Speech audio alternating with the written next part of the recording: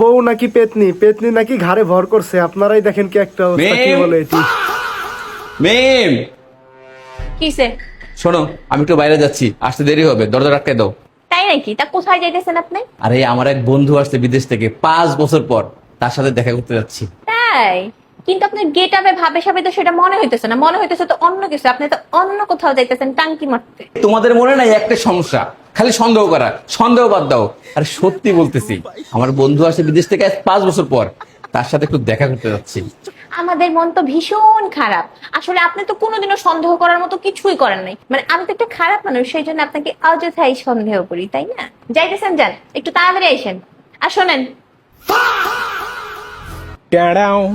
এই জিনিসটাই আমার ভালো লাগে না।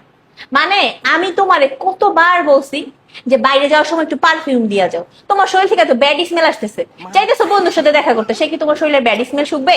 আহা, তুমি তো জানোই যে রাত্রে বাইরে গেলে আমি কখনো পারফিউম ইউজ করি না। কেন? রাতে পারফিউম দিলে কি হয় শুনি? আরে আমার মা বলতো রাত্রে পারফিউম দিয়ে বাইরে গেলে নাকি পেতনিতে ধরে। তোমার মা বলছে দেখা কি তোমার পেতনিতে ধরবে? তুমি কি কোনোদিন রাতে পারফিউম দিয়ে বের হও নাই? দিছিলাম একদিন, কবে? ওই তোমার সাথে যেদিন আমার প্রথম দেখা, ওই দিন। কি?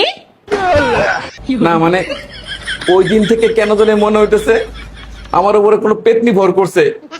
আজ 5টা বছর, এখনো মনে হয় পেতনি ভর করে আছে।